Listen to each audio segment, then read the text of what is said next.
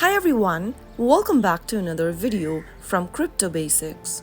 In today's episode, I'm going to be showing you how to change wallet name on Krystal Wallet.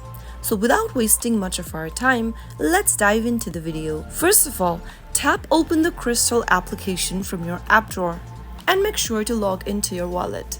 After you're signed in, from the main homepage, tap the settings icon appearing at the top right corner.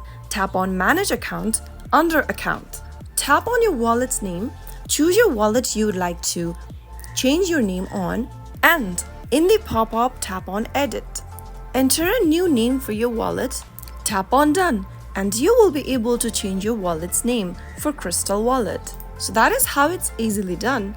If you found the video to be helpful, go ahead and give us a thumbs up. Don't forget to subscribe to the channel by hitting the subscribe button.